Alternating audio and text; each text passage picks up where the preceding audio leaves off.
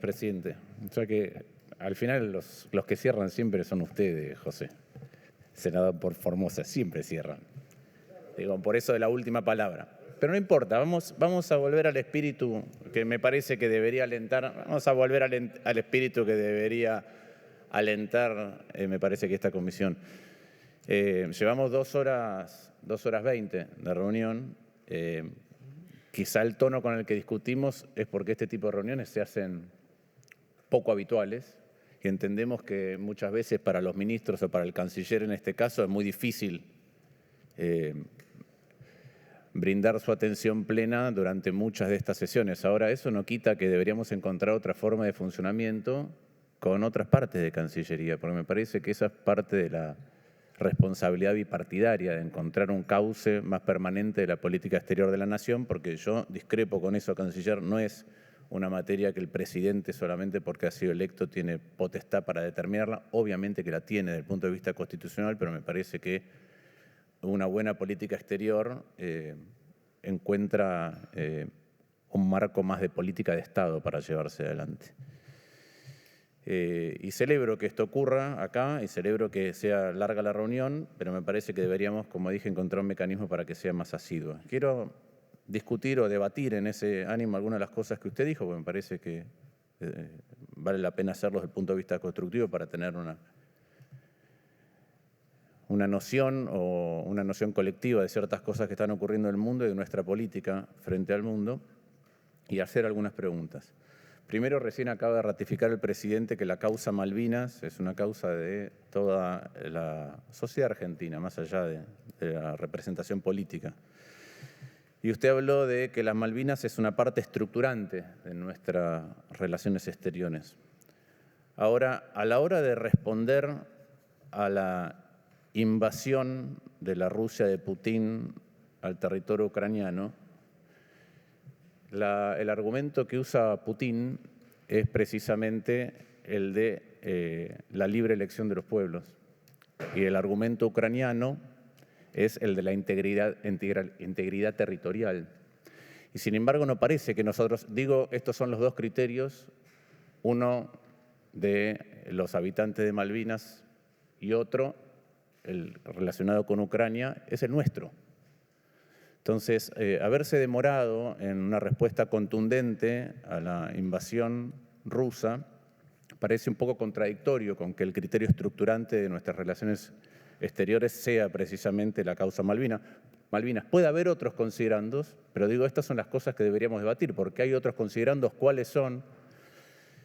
Y voy a hacer un breve relato de cuando digo que la respuesta no fue lo suficientemente contundente. Ya lo dijo el senador Martínez, pero el 3 de febrero el presidente viajó a Moscú. Ya había en ese momento una hipótesis de conflicto. Había 3 escenarios, no conflicto o conflicto latente, un conflicto con una escala baja o un conflicto y una invasión de plena escala, como la que finalmente ocurrió, y la probabilidad de que no ocurriera nada era la menor de las probabilidades de casi todos los analistas políticos. Y ocurrió la peor de las alternativas. Nosotros seguimos creyendo que no fue una buena decisión del presidente viajar en ese contexto, pero es materia debatible. Nosotros creemos que no, y creemos que no es equiparable a lo de Macron. Macron fue porque dijo que iba a ocurrir un daño irreversible y fue a intentar parar una guerra. Nosotros estamos diciendo que el presidente fue, lo dijo usted, para ver si se conseguían más exportaciones. Entonces sería interesante entender qué es lo que guió el viaje, cuáles son los objetivos y qué resultados aspiramos a tener en esa materia. El 22 de febrero, en plena escalada, hubo una llamada a una negociación diplomática. Cuando ocurrió la invasión el 24, hubo un rechazo del uso de la Fuerza Armada y un lamento, dice así, por la escalada de la situación generada en Ucrania, cuando era, por lo menos en el entendimiento de gran parte del mundo, una agresión injustificada y una invasión al territorio ucraniano.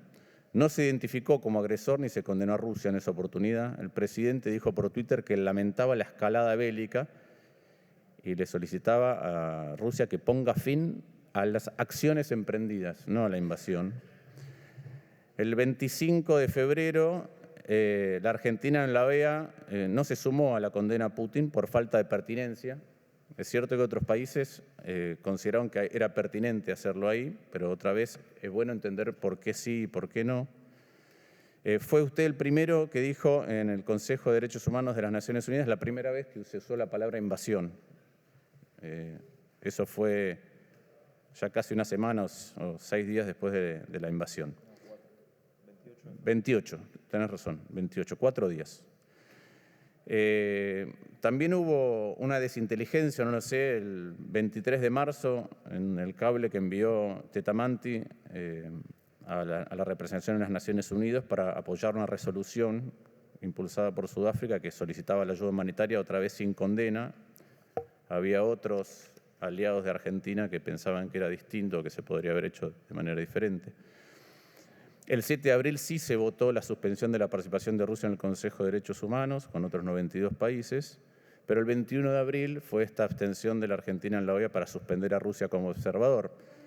Y hay elementos, esto de la pertinencia, ¿no? A veces que hay ciertos reclamos o ciertas causas que queremos dejar asentadas a través del tiempo y ciertas justificaciones y argumentos que por ahí ameritan, o gravedades en el mundo que por ahí ameritan que lo hagamos en todos los ámbitos, nos parezcan pertinentes o no nos parezcan pertinentes. Entonces, una cuestión es cuáles son las consideraciones en estos vaivenes que justifican no haber tenido una postura claramente conforme a lo que es nuestra posición de acuerdo a Malvinas. En segundo lugar, con respecto al Mercosur, ¿sí? Hay una enorme oportunidad del mundo hoy en día, producto de las consecuencias de este conflicto que marca un antes y un después, que se monta sobre tensiones que venían de antes. No me refiero a las tensiones geopolíticas, sino a otras tensiones en las cuales está el mundo. Pero hay una enorme oportunidad, y esa enorme oportunidad es probable que sea una enorme oportunidad para el Mercosur, y no solo en Argentina. Y usted reivindicó como primer ámbito de pertenencia global y regional a la Argentina el Mercosur.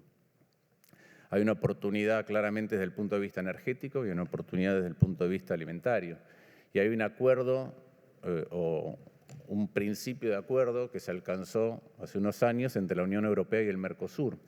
Y uno puede discutir qué partes son buenas y qué partes son malas de ese acuerdo, como con todos los acuerdos, pero pareciera que la fortaleza del Mercosur para cambiar condiciones de ese acuerdo o para profundizar algunas cuestiones de ese acuerdo hoy es mayor que antes. Entonces, una de las preguntas es si en el Mercosur se está trabajando sobre esa hipótesis que la expresó la senadora Lozada y habló de la oportunidad también la senadora Krexel, y usted mismo lo ratificó.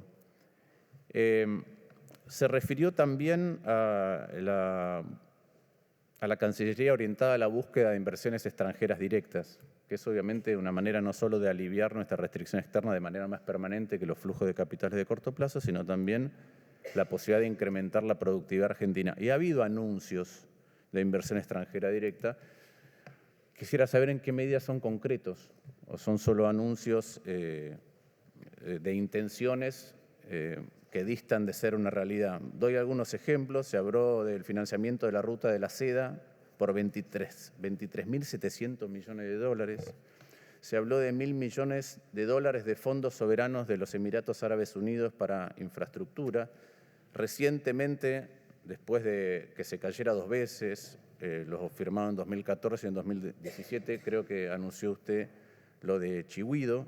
Entonces sería interesante, más allá de los anuncios, saber cuántas de estas cosas implican compromisos concretos de inversión en un plazo no corto, porque nada de esto ocurre en el corto, pero sí en un plazo mediano.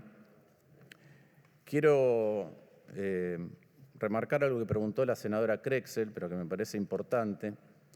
Muchas veces en algunas de las cuestiones que debatimos usamos términos o tratamos de aplicar determinados términos. Yo me había puesto muy contento cuando usted dijo que Argentina condena las violaciones de derechos humanos en Venezuela. Está claro que hay que condenar las violaciones de derechos humanos en todos lados. Algunos de nosotros las hemos condenado en distintos lugares mientras se iban ocurriendo. Nuestra fuerza política, el radicalismo, lo hizo. Cada vez que hay un derecho humano que no está siendo satisfecho, hay una violación de derechos humanos, pero no todas las violaciones son iguales, ni tienen la misma intensidad, ni tienen la misma gravedad. Entonces, es raro equiparar la situación en Venezuela con la situación en Argentina, porque en ambos lugares ocurren violaciones de derechos humanos. Y la fortaleza de nuestra condena también debería tener que ver con la fortaleza o con la gravedad de la violación de derechos humanos. Entonces, yo me puse contento con la primera parte de su respuesta. Me pareció que diluirla en un contexto más general, me parecía que perdía esa potencia que Argentina necesita por su propia tradición. Creo que cuando hablamos de multilateralismo y si el multilateralismo está dañado, ciertamente hay tendencias que dañan el multilateralismo, pero también es cierto que en muchos ámbitos, con la invasión de Rusia a Ucrania, ha habido una coordinación muy grande de acción multilateral. Desde la propia asistencia humanitaria en la que Argentina participa, desde la reacción de muchos países para proveer de material bélico a Ucrania en su defensa, también en sanciones económicas. Coincido con usted en cuanto a la postura argentina, pero esto no tiene que evitar darnos cuenta de que la potencia de un montón de países actuando multilateralmente para tratar de incidir en el comportamiento de Rusia no es menor, y muchos de esos países lo hacen aún a costa de su propia situación, lo cual es sumamente importante. Y creo que nos perdemos, cuando hablamos de pertinencia, por ahí nos perdemos de la contundencia del sistema multilateral en una situación lo suficiente grave como la actual. Y por último, yo no creo que el multilateralismo ha fallado en esta instancia del mundo, por ejemplo, con la pandemia. Creo que en todo caso al principio de la pandemia lo que reveló la pandemia, el velo que sacó, es que el multilateralismo sigue funcionando con países que tienen más poder que otros. El hecho de que no llegaran las vacunas a tiempo a países pobres no es muy distinto de cuando hubo epidemia de HIV en África, no es muy distinto del hambre estructural que existe en el continente africano o en nuestro propio continente. El multilateralismo está para intentar resolver los problemas, pero no quiere decir que los países dentro del multilateralismo actúen todos con la misma potencia ni con la misma buena fe, ni que se sometan a las mismas reglas que le tratan de imponer a los demás. Digo esto porque la acción de los estados fue y es muy importante, pero la acción del capitalismo fue la que proveyó vacunas también, a escala masiva en el mundo. Y entonces, cuando nos perdemos de debatir en el mundo actual cuál es el peso de los estados y cuál es el peso que pueden tener los mercados, cuáles los mercados sin regulación, cuáles son los problemas que generan. Hice varias preguntas, pero como dije, me parece que es importante en este ámbito perdón, no entiendo la objeción. Primero que no interrumpí a nadie, pero no entiendo la objeción.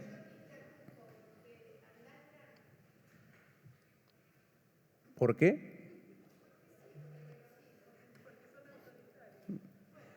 No, pero es raro que estemos intentando hacer una reflexión y a una senadora no le gusta y nos dicen a nosotros autoritarios. Es raro cómo funciona.